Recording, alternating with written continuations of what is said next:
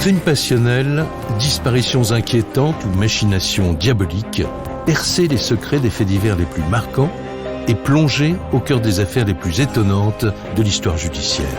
La découverte de la vérité ne tient parfois qu'à un fil. Bienvenue dans Chroniques criminelles.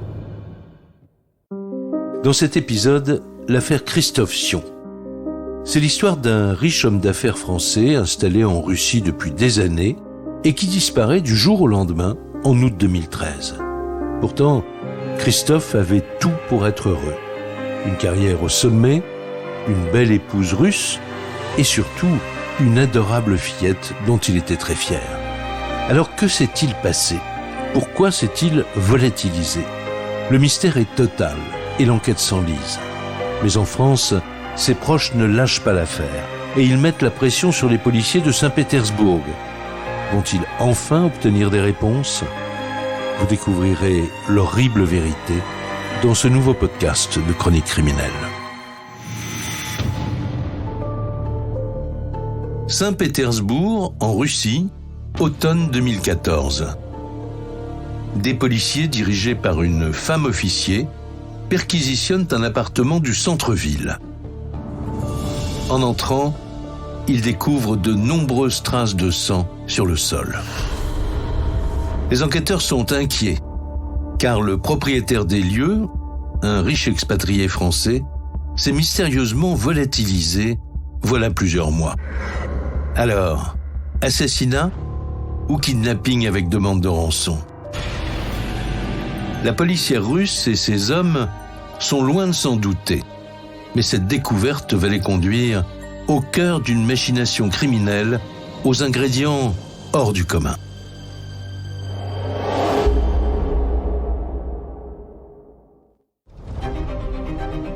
Tout commence en France, à Paris, au début des années 2000. C'est ici, dans le 16e arrondissement, que vit Christophe Sion. Cet homme d'affaires, âgé d'une quarantaine d'années, est célibataire. Christophe Sion, c'est un type assez banal, on le remarque pas forcément. Virginie Salvetti, journaliste. Il est d'ailleurs plutôt discret, timide. Un vieux garçon, alors je sais pas si on peut employer ce terme-là, mais en tout cas... Timothée Boutry, journaliste. Il n'a pas de compagne attitrée. Christophe Sion vit seul. Mais au plan familial, il peut compter sur l'amour inconditionnel de Barbara, sa sœur aînée. Entre eux, une complicité qui remonte à l'enfance. On a grandi ensemble. Christophe et moi, on jouait beaucoup ensemble, on s'entendait très bien. Barbara Sion-Cagini, sœur de Christophe. Une chose qui nous a encore davantage rapprochés, malheureusement, c'est le décès de ma maman. Et ça a été quelque chose de dramatique pour toute la famille, parce que maman était vraiment l'âme du foyer. Unis dans leur peine, le frère et la sœur passent beaucoup de temps ensemble. Mais Christophe est aussi très proche de Pierre, le mari de Barbara. Christophe, c'est pas un expansif, non. C'est un introverti total. Quelqu'un de très cultivé, passionné d'histoire, d'architecture, et il a d'ailleurs énormément d'échanges avec mon mari Pierre. Nous avions avec Christophe Pierre Cagini, beau-frère de Christophe. Des discussions assez intellectuelles, littéraires, artistiques. Christophe et Barbara sont issus d'une riche famille du nord de la France. À la mort de leurs parents dans les années 80, Christophe se charge de la gestion de leur patrimoine. C'est lui qui prend tout sur ses épaules. C'est lui, notamment pour moi, qui s'occupe du côté financier. Et il va gérer aussi notre héritage familial. Et il a la tête d'une certaine fortune personnelle. Il gère la fortune d'autres, mais il a également lui-même des revenus très conséquents et une grosse surface financière. Une situation financière très confortable, une passion pour les arts et pour la culture, une sœur très présente, Christophe mène une existence paisible. Seule ombre au tableau, sa vie sentimentale. Le désir fondamental de Christophe, c'était de se marier et c'était vraiment son désir le plus cher. Son plus grand malheur dans sa vie, c'est de ne pas trouver l'amour, de ne pas avoir rencontré la personne avec qui fonder la famille dont il rêve tant. Le fait qu'il travaille chez lui a certainement accentué son côté solitaire parce qu'il du coup il ne voit personne, il est devant son ordinateur toute la journée. Une vie de rentier qui permet à cet éternel célibataire de voyager partout dans le monde. Jusqu'en 2007, où il découvre un endroit pas tout à fait comme les autres. Saint-Pétersbourg, en Russie. Saint-Pétersbourg, ville d'histoire, patrimoine architectural très riche, patrimoine artistique, le musée de l'Ermitage qui est un des plus beaux musées au monde. C'est vraiment une ville de culture très très forte. Il avait une passion pour les villes avec une très belle architecture. Et c'est pour ça d'ailleurs qu'il est allé à Saint-Pétersbourg. Pour lui, c'était une ville, une des plus belles villes qu'il ait visitées. Christophe, qui aimait beaucoup l'histoire, ne pouvait pas ne pas être épris de Saint-Pétersbourg, où chaque brique raconte une histoire. Christophe prend alors une décision radicale. Il partagera désormais son temps entre Paris et la cité impériale russe. À ce stade, le riche homme d'affaires ne le sait pas encore, mais son irrésistible attrait pour Saint-Pétersbourg va bientôt sceller son destin. En 2008, Christophe Sion a 45 ans. Il commence à se dire que le temps passe, qu'il n'a toujours pas fondé sa famille. Il n'a toujours pas rencontré de femme. Christophe Sion, comme ma foi beaucoup de personnes, va s'attacher les services d'une agence matrimoniale de manière à rencontrer une compagne. Un jour, Christophe reçoit un coup de téléphone de cette agence matrimoniale qui lui dit avoir trouvé la perle rare et organise un rendez-vous entre Christophe et une jeune femme. La rencontre a lieu dans un café, en plein cœur de Saint-Pétersbourg.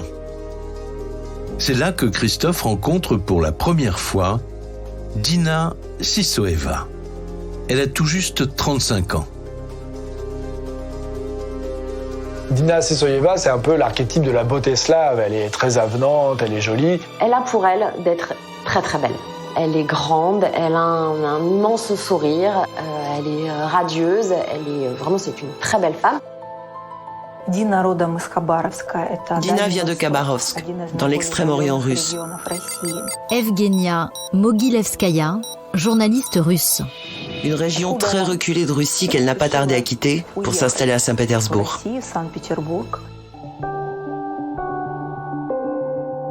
Issue d'un milieu très modeste, Dina n'a pas ménagé ses efforts pour sortir de sa condition. Elle a suivi des études avant de travailler dans la publicité. Elle a également voyagé aux États-Unis et elle parle très bien l'anglais. Christophe tombe aussitôt amoureux.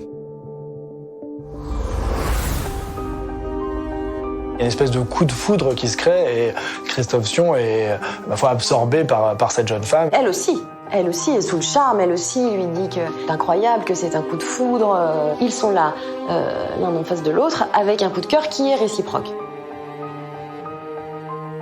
Et immédiatement, Christophe appelle sa sœur Barbara pour lui dire « J'ai rencontré quelqu'un, tu ne vas pas me croire, elle est sublime, elle est belle, elle est intelligente, il faut que je te la présente. » Fini son quotidien de vieux garçon célibataire. Dès lors, pour Christophe Sion, les choses s'accélèrent d'un seul coup.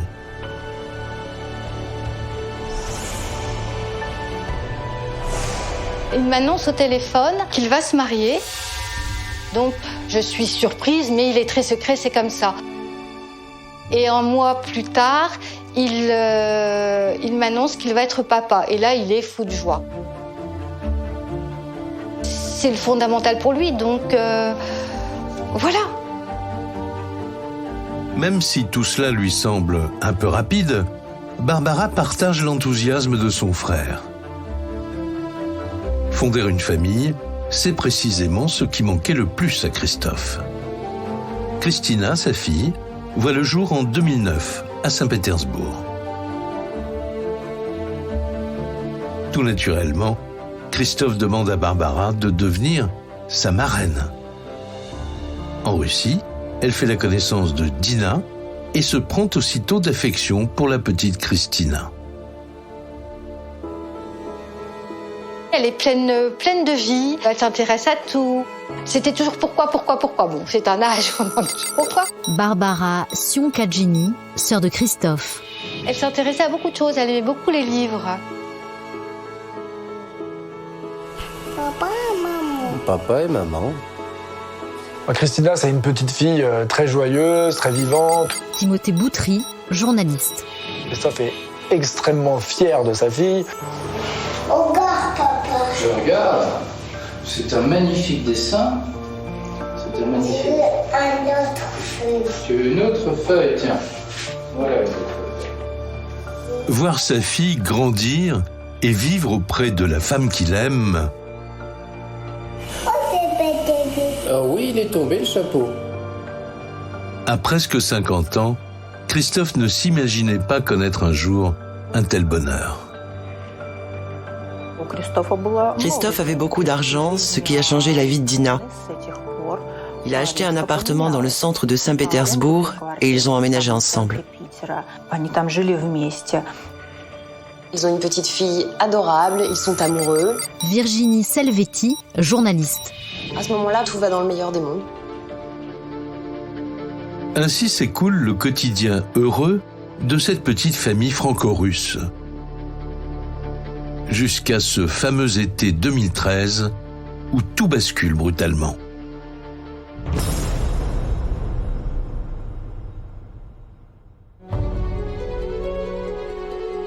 Au milieu du mois d'août, Barbara appelle son frère depuis la France pour prendre de ses nouvelles. Alors, ce qui va surprendre Barbara, c'est qu'alors qu'elle a des conversations quasiment hebdomadaires avec son frère, à partir de cette conversation du mois d'août, il n'y en a plus. Elle ne parvient plus à joindre. Ça ne répond pas, j'essaye, je laisse des mails, 17, 20 août, il peut être... Voilà. Et par contre, le 30 août, là, je commence vraiment à m'inquiéter parce que ça fait plus de 13 jours que je ne l'ai pas eu. Presque 2 semaines sans donner de nouvelles, voilà qui ne lui ressemble guère. À Paris, sa sœur et son beau-frère s'interrogent. Pourquoi Christophe ne les rappelle-t-il pas ? Christophe Sion, il n'a pas le profil du fugueur, de l'aventurier qui va tout laisser tomber. Il a enfin fondé un couple et une famille. Il est fou amoureux de sa petite fille. Ça colle pas. C'est pour ça que l'inquiétude de sa sœur et de son beau-frère est grandissante à ce moment-là. S'il était parti, il aurait quand même répondu au texto, il aurait quand même appelé. Il y a 1000 moyens de communication. Ce n'est pas du tout dans ses habitudes. Les jours passent et toujours aucun signe de lui. Barbara est d'autant plus inquiète que Dina, elle non plus, ne répond pas. Leur serait-il arrivé quelque chose ? Aurait-il pu être victime d'un enlèvement ?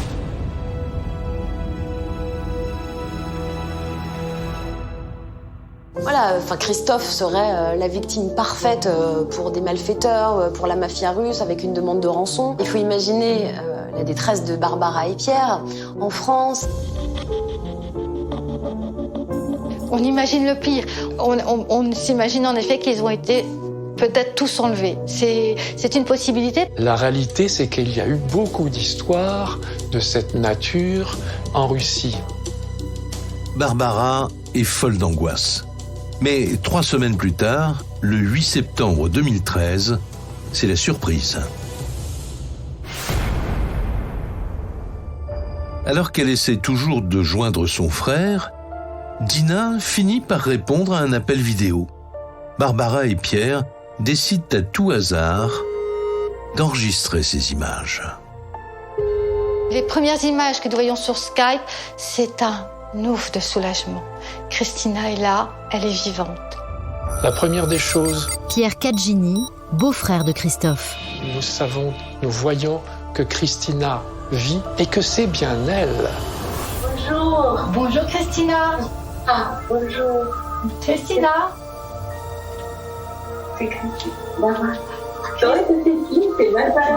Christina, tu me dis bonjour?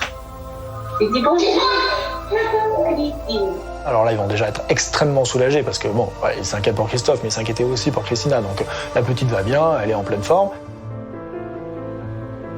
Soulagé, Pierre demande alors à Dina où se trouve Christophe.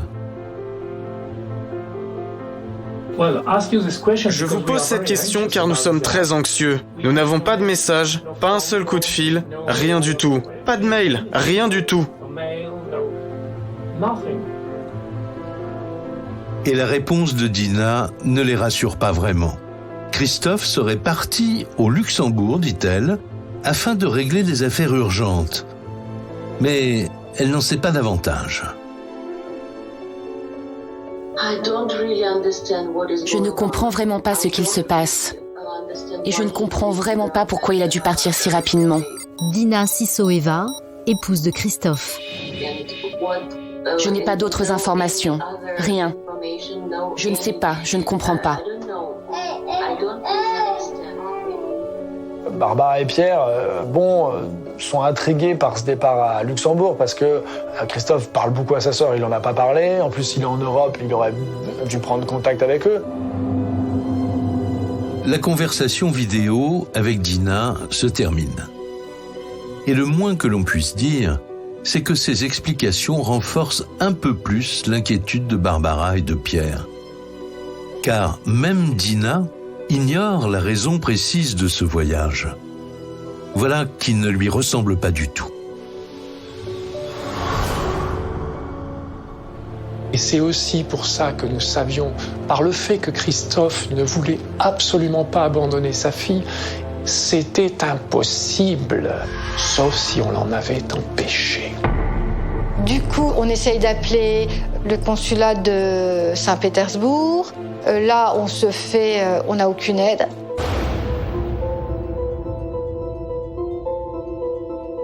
Depuis Paris, Barbara et Pierre ne baissent pas les bras. Presque un mois s'est écoulé sans la moindre nouvelle de Christophe. Serait-il encore au Luxembourg? Ils doivent en avoir le cœur net.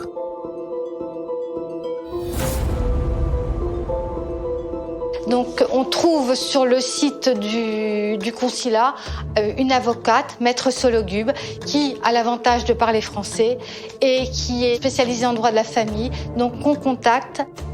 Barbara et Pierre sont vraiment très inquiets. Ekaterina Sologub, avocat des parties civiles. Ils ne s'arrêteront pas à aller jusqu'au bout pour découvrir la vérité, même la plus dure et difficile pour eux. Maître Sologub contacte les autorités, la police russe. Christophe est un riche homme d'affaires français. Les autorités prennent donc ce dossier très au sérieux. Une enquête est ouverte pour disparition inquiétante. Une patrouille de police locale est même envoyée au domicile du couple, situé dans un quartier huppé de la ville.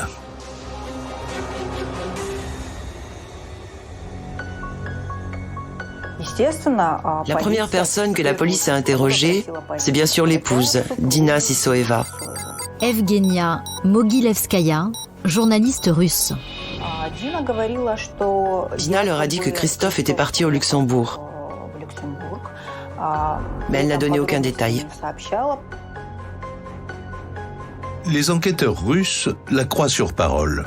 Un résident étranger, comme Christophe Sion, a en effet toutes les raisons de se rendre pour affaires au Luxembourg.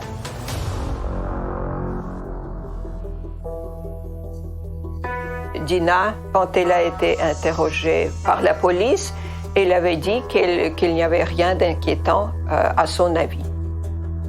Bon, il n'y a rien, il n'y a pas matière à investiguer quoi que ce soit pour les policiers. Virginie Selvetti, journaliste.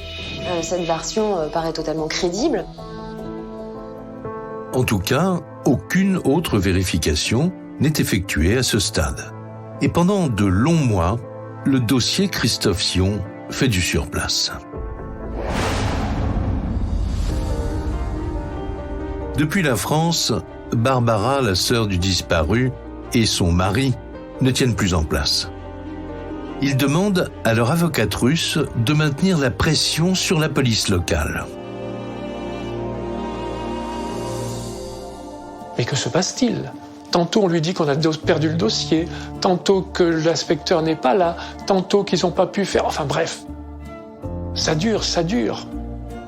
Pour Barbara et Pierre, ces mois qui passent sans nouvelles sont assez insoutenables. C'est le supplice et on sait en plus qu'il faut agir très rapidement. Barbara Sionkadjini, sœur de Christophe. Parce que plus vous attendez, plus les traces disparaissent. Alors, où se trouve Christophe Sion ? Que dissimule la disparition brutale de cet homme d'affaires si fortuné ?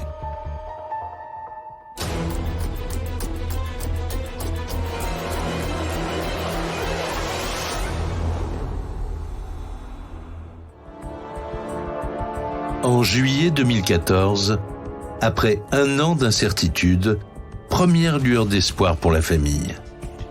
L'affaire est enfin confiée à la police judiciaire russe.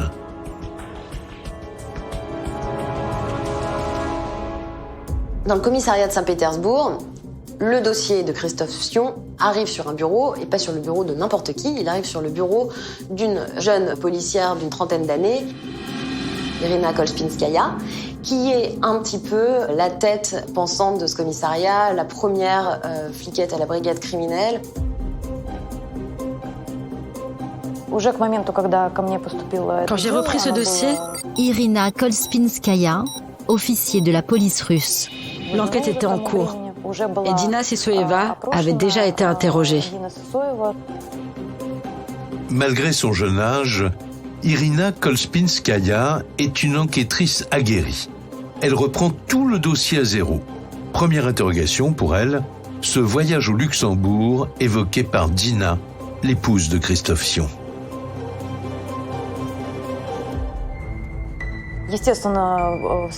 Comme elle a déclaré qu'il avait quitté le pays, on a cherché à vérifier s'il avait effectivement quitté la Russie. Et alors, les policiers ont constaté que Christophe n'a pas quitté le pays. Il n'a pas acheté de billet d'avion, il n'a pas traversé la frontière. Pour la femme policier, aucun doute possible. Christophe se trouve toujours sur le territoire russe. Alors que s'est-il passé ? A-t-il été kidnappé par la mafia, comme sa sœur l'imaginait ?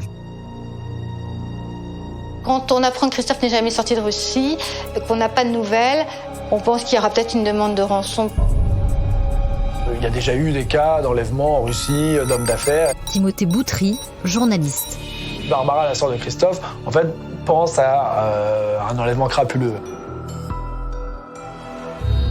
Christophe Sion est-il, oui ou non, séquestré quelque part en Russie ?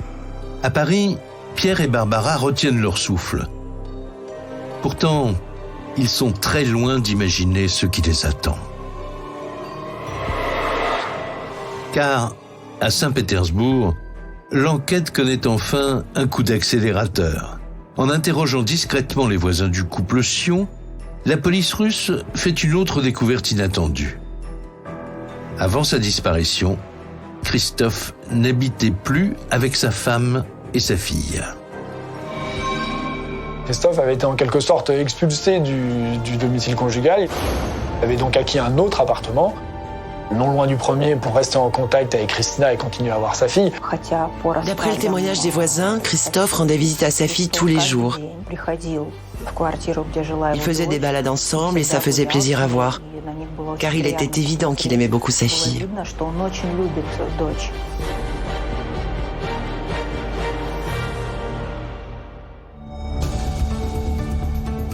Pourquoi Dina avait-elle chassé son mari de son propre foyer ? En poursuivant ses investigations, Irina Kolspinskaya comprend vite la raison de cette séparation forcée.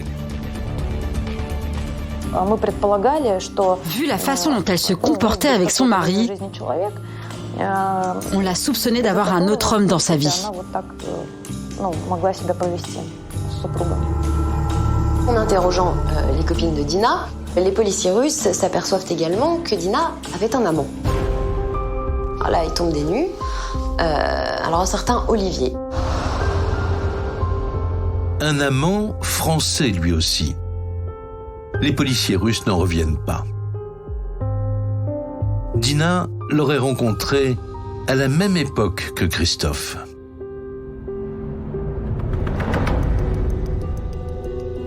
Et ce n'est pas tout. Les enquêteurs découvrent qu'Olivier lui a été présenté par la même agence matrimoniale. Comme Christophe, il partage sa vie entre la France et la Russie. Mais la comparaison s'arrête là. L'amant de Dina, lui, n'a rien d'un homme discret et réservé. Olivier, c'est tout l'inverse de Christophe. C'est le playboy, le tombeur de ces dames. C'est le mec de la Côte d'Azur qui plaît vraiment à la gente féminine. Une relation adultère qui dure depuis des années. Depuis sa rencontre avec Christophe. Donc au moment où Dina rencontre Olivier et Christophe, elle est séduite par le charme d'Olivier et par le patrimoine de Christophe. Et elle s'est dit, même si je ne l'aime pas, même si je le trouve pas très charmant. Ekaterina Sologoub, avocat des parties civiles. Même si je préfère Olivier, je vais faire un effort.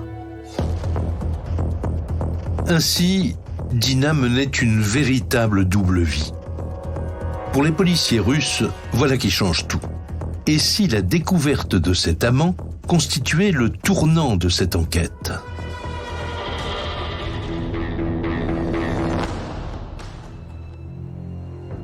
Pour Pierre et Barbara, ces révélations ont l'effet d'une douche froide. Cet homme aurait-il quelque chose à voir avec la disparition de Christophe? On ne peut pas nier qu'un amant qui est là depuis plus de 7 ans maintenant, Pierre Cagini, beau-frère de Christophe, n'ait aucun rôle, même passif, dans cette affaire. L'amant est toujours là, puisque Dina lui passe de nombreux coups de fil. Eh bien, oui, ça me pose question, mais c'est comme ça, et il faut attendre la suite, patienter. Dès lors, les enquêteurs russes concentrent toute leur attention sur la fortune de Christophe Sion. Et leurs efforts finissent par payer.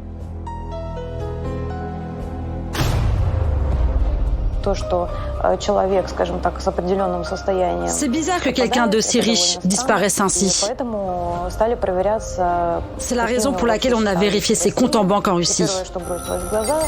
Irina Kolspinskaya, officier de la police russe. Et nous avons immédiatement constaté que le jour de sa disparition, une forte somme d'argent avait été transférée.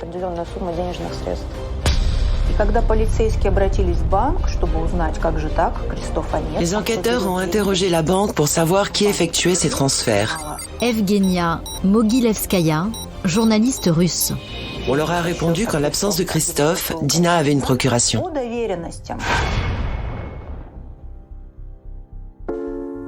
Est-ce vraiment Christophe qui avait signé cette procuration? Irina Kolspinskaya, l'officier de police, doit le vérifier.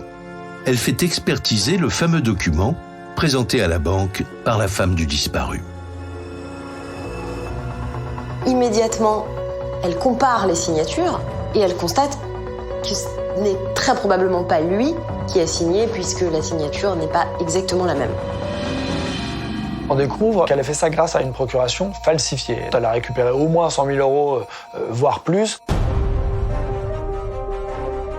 Pour la police russe, c'est désormais une certitude. Dina a bien détourné l'argent du foyer. Se serait-elle en plus débarrassée de son mari pour vivre son histoire avec son amant?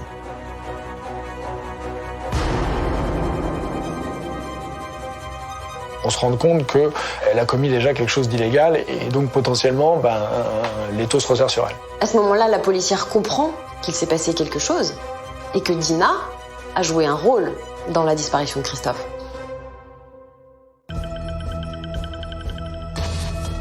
À Paris, Barbara, la sœur de Christophe, et son mari sont tenus au courant des avancées de l'enquête. Pourtant, ils décident de faire comme si de rien n'était, afin de ne pas alerter Dina. Et ils continuent de communiquer avec elle par vidéo pour avoir des nouvelles de leur nièce. Sur le moment, nous savons que nous parlons à une menteuse, nous savons que Dina nous ment. Et nous savons que des choses se sont passées. Par contre, nous, on a un point qui est fondamental. Barbara Sionkadjini, sœur de Christophe. On ne veut absolument pas lui montrer qu'on ne la croit pas, parce qu'on sait sinon qu'on perd tout contact avec Christina. Notre pire crainte, c'est Christina.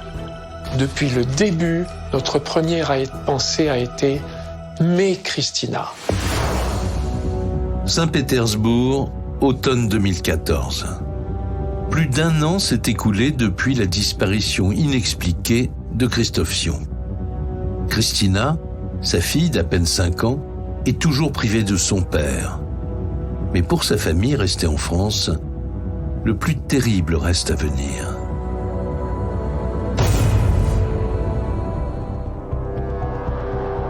Voilà 4 mois qu'Irina, l'officier de police, a repris l'affaire. Pour elle et pour ses hommes, il est temps de passer à l'action. Entre le mari qui disparaît, l'amant, l'argent qui est dilapidé sur les comptes, Virginie Selvetti, journaliste. L'affaire prend une toute autre tournure. Dina devient suspect numéro 1. Dina est menottée, placée en garde à vue. Interrogée, la jeune femme ne change pas de version. Elle affirme ne rien savoir de plus concernant l'absence de son mari. Elle a continué à nous dire qu'elle avait de très bonnes relations avec Christophe et qu'elle ne comprenait pas ce qu'elle faisait là. L'enquêtrice de la brigade criminelle élabore une stratégie. Pour faire craquer Dina, elle veut la mettre face à ses contradictions. Mais il n'y a rien à faire. À ce moment-là, Dina reparle encore du Luxembourg. Oui, il est parti en voyage, je ne sais pas pourquoi, il a disparu. Dina reste campée sur ses positions et tient tête à la policière russe. Dina refuse aussi d'expliquer pourquoi elle a retiré tant d'argent sur le compte de son mari. La police reste néanmoins persuadée qu'elle sait où il se trouve et que s'il lui est arrivé quelque chose, elle n'a probablement pas agi toute seule.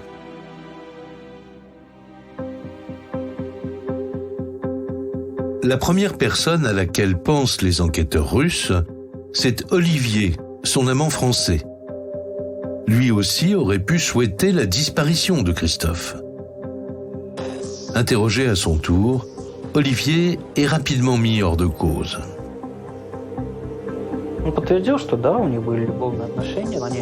Il a confirmé qu'ils avaient une relation et qu'ils se sont appelés plusieurs fois en août 2013. Sergueï Poutrecha, avocat des parties civiles. Mais vérification faite, il n'était pas en Russie au moment des faits. Impossible qu'Olivier, l'amant, soit ce fameux complice. 14 mois après leur première visite, les policiers retournent donc au domicile du couple en présence de Dina. Les enquêteurs reviennent et déploient des moyens plus importants. Timothée Boutry, journaliste. Et là, ils vont mener une perquisition très précise, très minutieuse. Ils vont retourner l'appartement, si je puis dire. Ils ont d'abord regardé dans la cuisine, ensuite dans la chambre. À ce moment-là, Dina gardait son sang-froid. Evgenia Mogilevskaya, journaliste russe. Mais quand ils ont commencé à inspecter le parquet à côté de la fenêtre, son visage a changé. En observant ses réactions, on a réussi à définir une zone de recherche. Irina Kolspinskaya, officier de la police russe. Et là, elle a commencé à s'énerver. Les recherches se concentrent dans le salon de l'appartement. Et là, les enquêteurs font une découverte capitale. Les fouilles vraiment sérieuses dans l'appartement Ekaterina Sologoub, avocat des parties civiles. ont montré qu'il y avait des traces de sang. Ça va être le moment clé de cette enquête. Des traces de sang sur le plancher, des traces de sang assez importantes. Dans l'esprit de la policière, dans l'esprit d'Irina, la policière, la super flic, ces histoires de sang, ça commence à peser lourd sur Dina. Nous l'avons ramenée au poste et parallèlement, nous avons analysé ce sang. Le jour même, alors que Dina se trouve en garde à vue, le résultat du laboratoire tombe. Comme le craignait la police russe, la génétique est formelle. Nous avons établi que l'ADN prélevé dans ce sang correspondait à celui de Christophe Sion.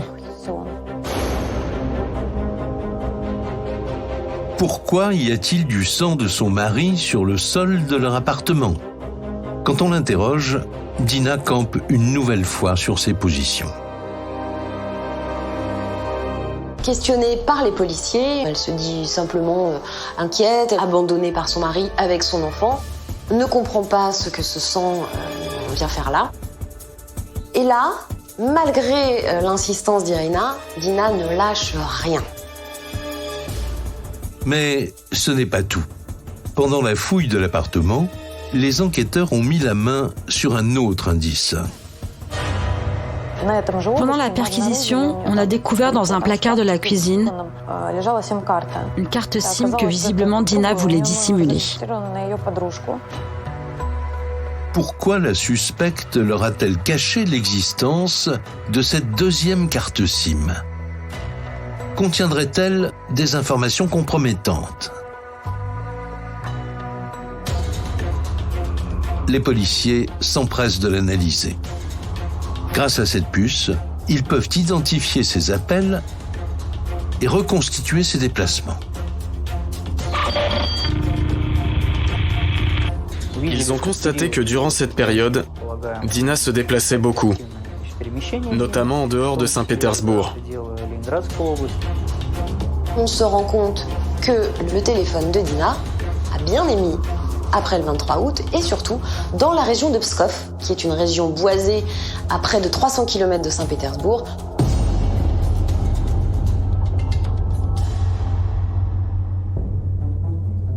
Les enquêteurs s'interrogent. Pourquoi Dina s'est-elle rendue dans ce secteur très isolé juste après que son mari se soit volatilisé ?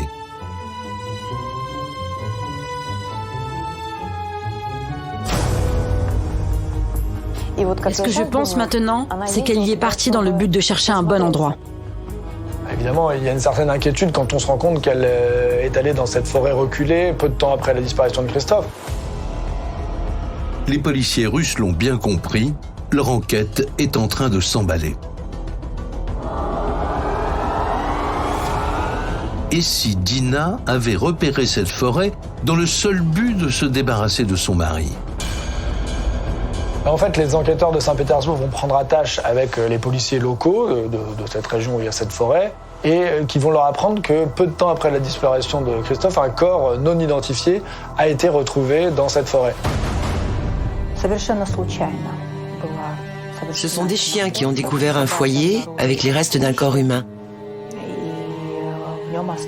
Tout était pratiquement calciné, à l'exception des prothèses dentaires. C'est un véritable coup de tonnerre. Dina Sissoeva est aussitôt placée en détention provisoire. Le temps pour les enquêteurs d'obtenir la confirmation de ce qu'ils redoutaient déjà. À ce moment-là, les policiers comparent l'ADN de Christophe qu'ils ont en leur possession avec l'ADN de ce corps totalement carbonisé et démembré qui a été retrouvé dans la forêt de Pskov. On a comparé les codes génétiques et on a constaté qu'il s'agissait des restes de Christophe Sion. Christophe Sion est donc bien mort assassiné avant d'être démembré puis carbonisé. Et son épouse serait directement impliquée dans ce meurtre aux ingrédients effroyables.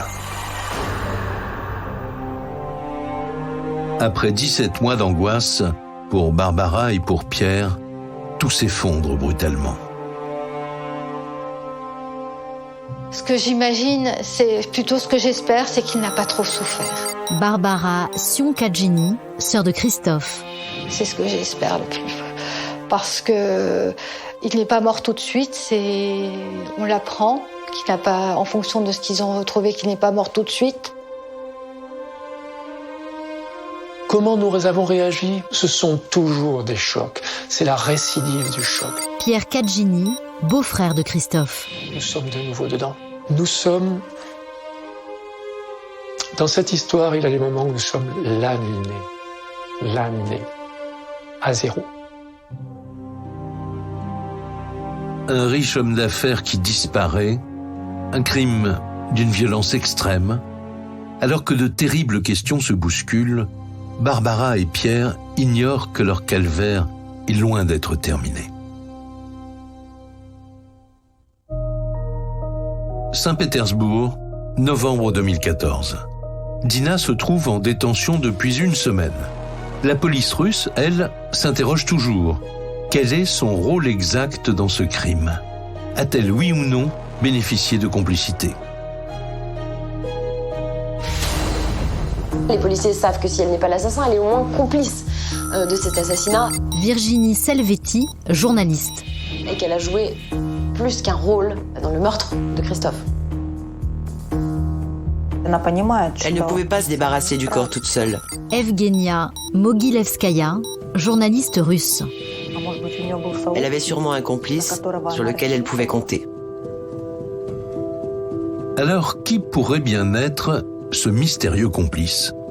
Une fois encore, c'est la fameuse deuxième carte téléphonique de Dina qui livre aux enquêteurs un nouvel élément.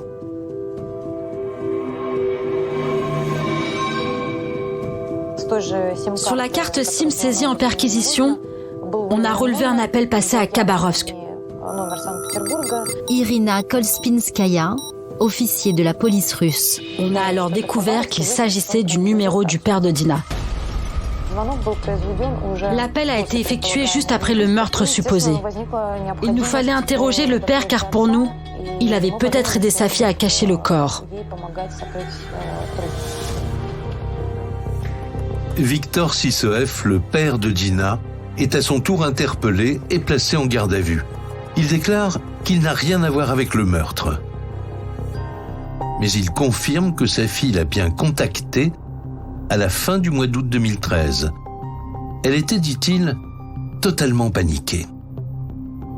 Elle a raconté à son père que quelqu'un avait tué Christophe, qu'il la menaçait elle et la petite Christina. Papa, viens vite nous aider, je ne sais pas quoi faire.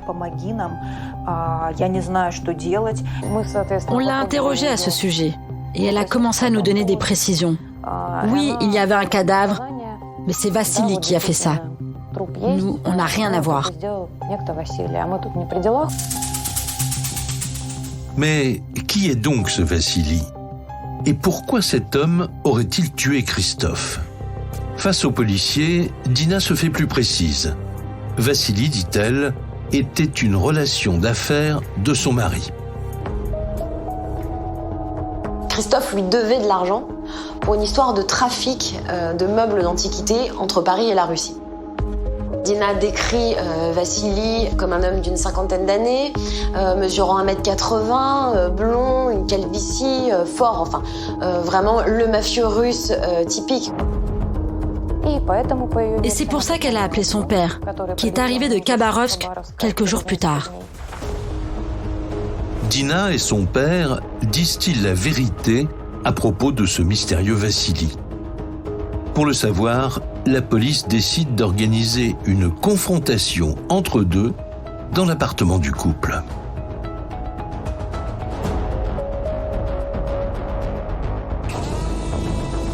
Saint-Pétersbourg, 3 mars 2015. Un enquêteur russe filme la scène. Dina, emprisonnée depuis 5 mois, est méconnaissable. Mais elle continue d'affirmer qu'elle n'a rien à voir avec le meurtre de Christophe. En fait, elle aurait découvert son mari mort en arrivant sur place. Quand je suis entrée dans l'appartement, j'ai vu quelque chose d'emballé. Dina Sissoeva, épouse de Christophe. Premièrement, j'ai eu un choc. Vassili était là et je lui ai demandé ce qui s'était passé. Il m'a dit de m'asseoir. Il a commencé à m'expliquer que je devais me calmer. Il m'a expliqué que c'était Christophe et il m'a dit « C'est dans ton intérêt de garder le silence. Personne ne doit savoir ce qui s'est passé. Ne va pas voir la police si tu veux rester en vie et que rien n'arrive à ton enfant. »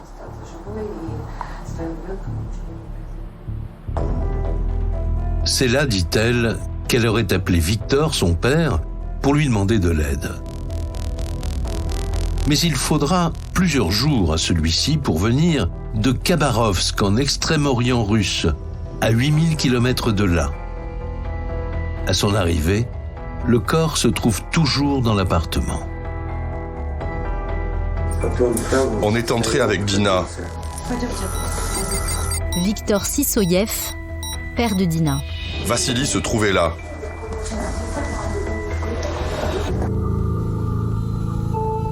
Le père de Dina aurait immédiatement reconnu son gendre.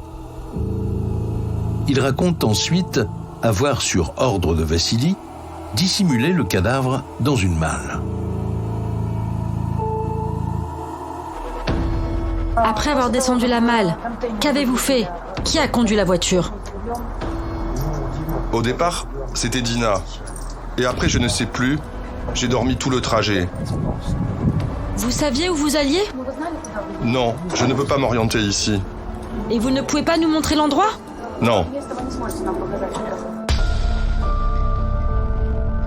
Le même jour, Irina Kolspinskaya, la chef d'enquête, se rend avec les 2 suspects dans la forêt. C'est ici, à 300 km de Saint-Pétersbourg, que la dépouille de Christophe Sion a été démembrée puis calcinée. Dina est sommée de raconter la scène.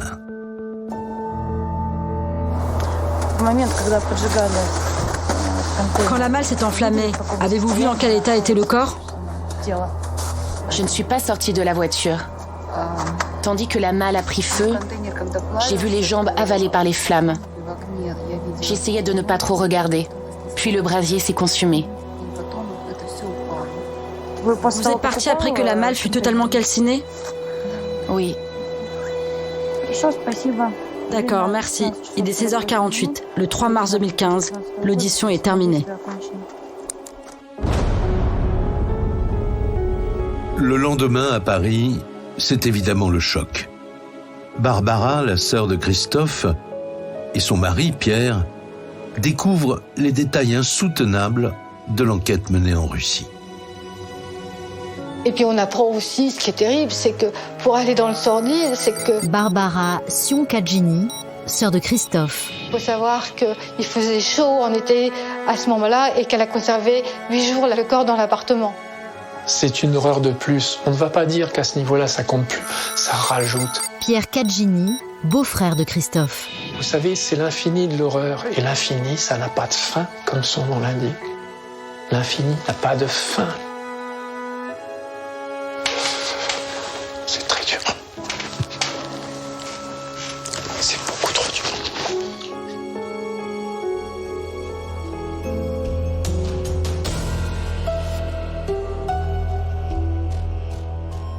Les explications de Dina sont pourtant loin de satisfaire les policiers russes. Elle est incapable de livrer la moindre information qui permettrait d'identifier le fameux Vassili. On n'a pas envie de croire qu'une si belle et gentille fille ait tué son mari. Evgenia Mogilevskaya, journaliste russe. Mais malgré de nombreuses recherches, les enquêteurs n'ont jamais trouvé trace de Vassili. A priori, Vassili n'existe pas et il n'est que le fruit de l'imagination de Dina. Et si ce Vassili n'était qu'une pure invention de Dina? Et si, en réalité, elle, et elle seule, était responsable de la mort de son mari? Elle qui semblait tellement en vouloir à Christophe. On a eu vent de disputes en examinant les échanges de Dina avec ses copines. Irina Kolspinskaya, officier de la police russe. Pour nous, son principal mobile était son dégoût pour Christophe. Tous ces messages remplis de haine à l'égard de Christophe. Elle a notamment envoyé un SMS à une de ses amies. Virginie Selvetti, journaliste. En disant qu'elle avait envie de le frapper derrière la tête, de l'empoisonner, qu'elle le détestait.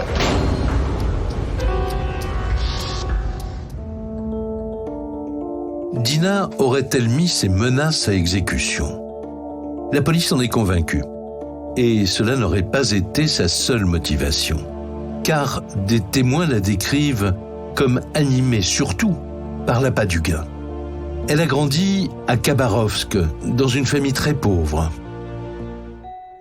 Depuis toute petite, Dina rêve de quitter ce trou perdu au fin fond de la Russie et de réussir ailleurs. Elle ne veut pas avoir la vie que ses parents ont menée. On en tire une conclusion comme quoi c'était l'argent. Ekaterina Sologoub, avocat des parties civiles. Qui l'attachait très étroitement à Christophe. Dina le rencontre.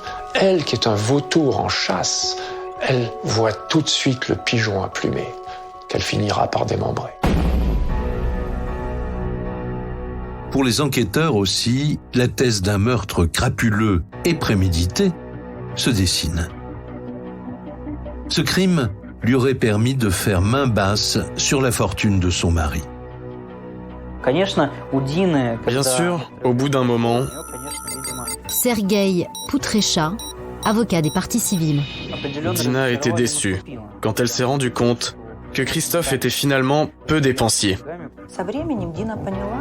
Avec le temps, Dina a compris que Christophe n'était probablement pas celui qu'elle cherchait.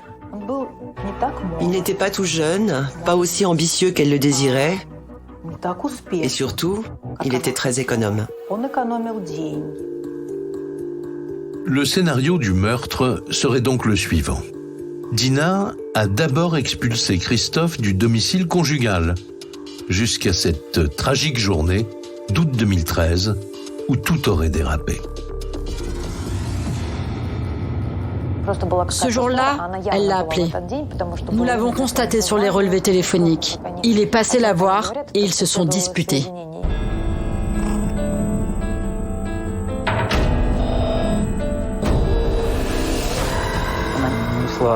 Elle lui a asséné un coup mortel sur la tête.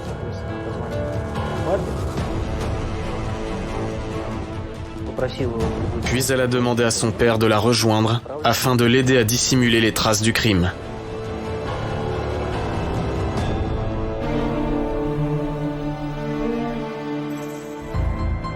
Avec la complicité de son père, Dina se serait ensuite débarrassée du cadavre en forêt. C'est là qu'il sera découvert, dépecé et calciné. Pourtant, malgré la conviction des enquêteurs, Dina continue de nier, en bloc. Ce n'est pas elle qui a tué son mari, mais bien le fameux et mystérieux Vassili. Alors réussira-t-elle à convaincre la justice? Ce sera tout l'enjeu de son procès, fixé en 2016.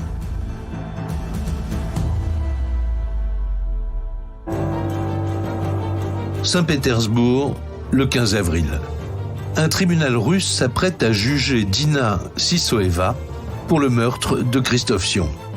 Mais une mauvaise surprise attend la famille de la victime.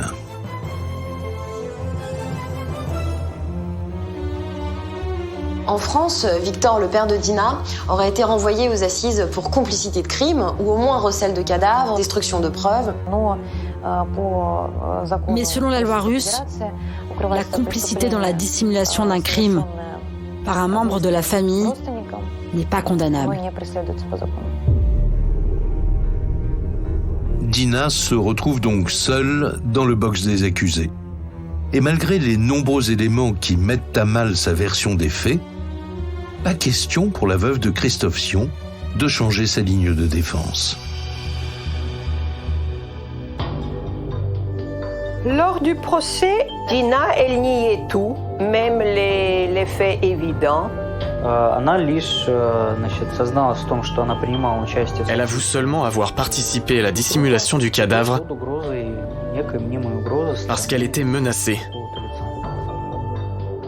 Elle n'aura été que la victime de ce Vassili, complice forcé à agir de la sorte pour protéger sa vie et celle de sa fille. Cette stratégie de défense sera-t-elle payante ? Après 3 jours de débat, la sentence tombe. Dina est condamnée à 14 ans de prison pour meurtre et détournement de fonds. La préméditation n'est pas retenue. Pour la famille de la victime, le compte n'y est pas. Et on retire systématiquement 3 ans aux mères qui sont condamnées. Ce qui fait que sa peine est réduite à 11 ans. Donc elle est condamnée à 11 ans de réclusion criminelle. Le procureur avait demandé 20 ans. Barbara Sion-Cadjini, sœur de Christophe. Les 20 ans me paraît quand même plus correct vu toute l'horreur. Mais je trouve que la vie de Christophe n'a pas été cher payée.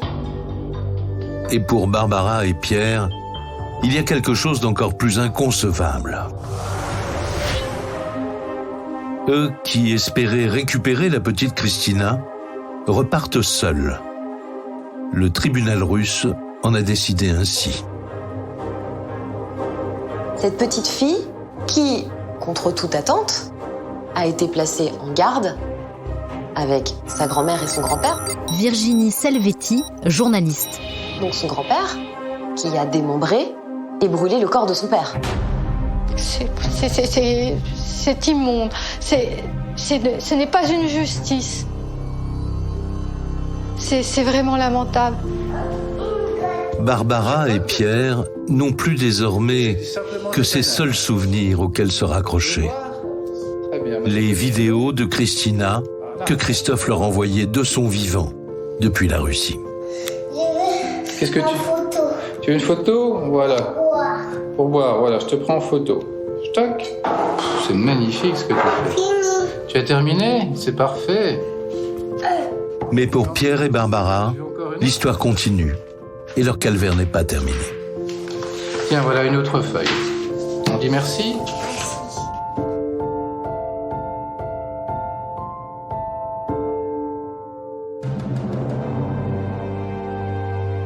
Khabarovsk en Russie, mai 2017.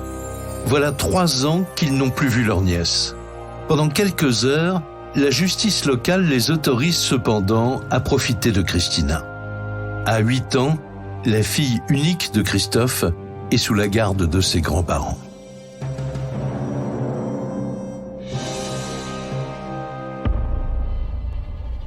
Parce qu'elle vit avec, il ne faut pas l'oublier, avec ce grand-père qui a démembré, brûlé, transporté le corps de son papa. C'est innommable de pouvoir la laisser vivre dans des conditions pareilles.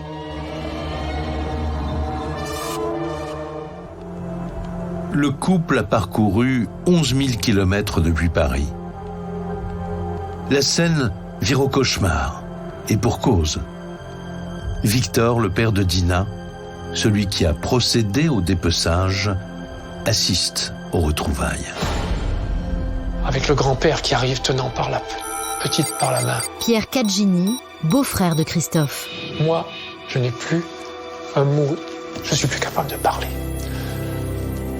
Seule Christina compte.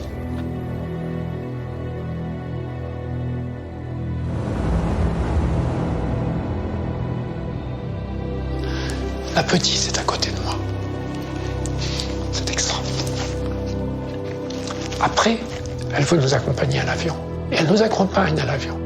J'en parle avec émotion parce que ça fait vraiment mal. Et je sais que Christophe, là où il est, doit hurler de désespoir.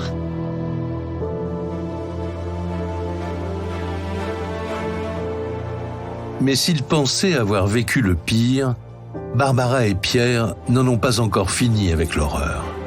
Ils vont assister, impuissants, à la médiatisation du meurtre de Christophe en Russie et devoir faire face à de terribles accusations en direct à la télévision.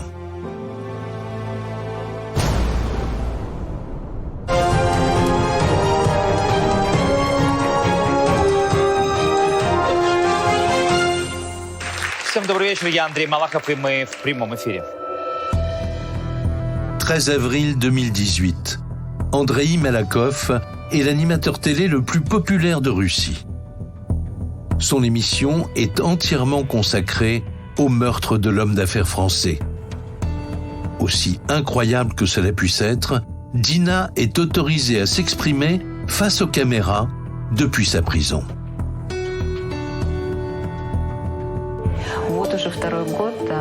C'est ma 2e année en prison et j'ai été condamnée à 11 ans.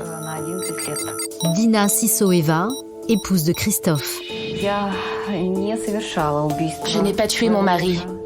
Je n'avais aucune raison de le faire. Nous avons un enfant dont il est le père. Nous étions une famille normale. Alors que Dina crie à l'erreur judiciaire, son père Victor est présent sur le plateau. Il assume avoir démembré le corps de son gendre, mais sur ordre, dit-il encore, du fameux Vassili. Ensemble, nous avons sorti le cadavre. Victor Sissoyev, père de Dina.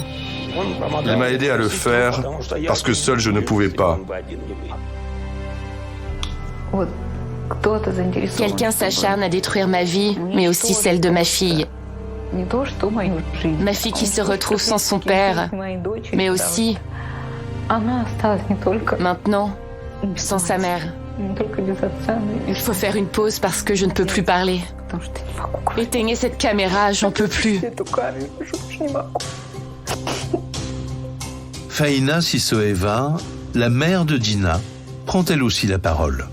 Elle s'adresse directement à Barbara, la sœur de Christophe, et à son mari Pierre. Des propos surréalistes. La petite fille a besoin de sa mère qui lui manque. Faina Sissoeva, mère de Dina. La famille française, elle, ne s'intéresse qu'à l'héritage. Ils m'ont pris ma fille et maintenant, ils veulent prendre ma petite fille.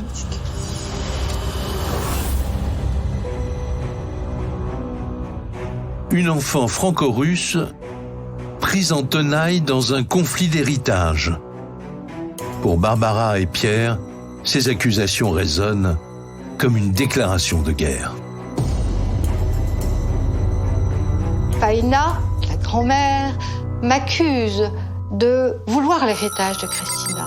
Barbara Sionkadjini, sœur de Christophe. Ce sont vraiment... Ce sont des gens immondes. Ces monstres qui sont capables de tout, qui ne parlent que de fric. Pierre Kadjini, beau-frère de Christophe. Christina ne les intéresse pas. Elle n'a été conçue que pour prendre du sale fric.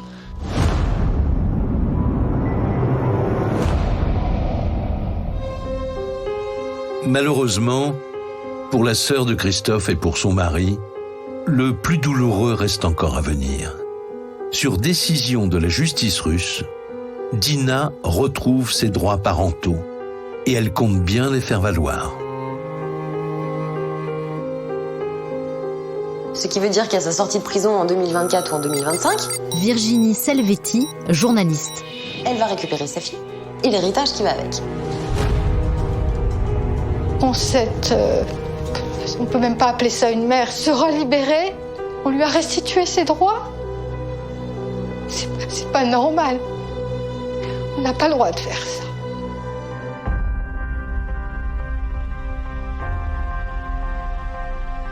Malgré tout ce chagrin, Barbara et Pierre n'abandonneront jamais leur combat. Ils n'ont plus aujourd'hui qu'un seul but dans l'existence, adopter Christina. Barbara et Pierre tapent à la porte du sommet de l'État. Ils en appellent au président Macron. Ils ont écrit des lettres au président Poutine pour pouvoir récupérer la garde de cette petite fille. Nous n'avons pas de haine, parce que la haine est une passion triste qui nous mange de l'intérieur et qui mange nos forces. Nos forces, nous les réservons pour combattre les assassins. Il faut garder l'espoir, et on garde l'espoir. Et Christina pourrait devenir le symbole de l'amitié franco-russe. Quel n'est pas le plus beau symbole qu'une petite fille ?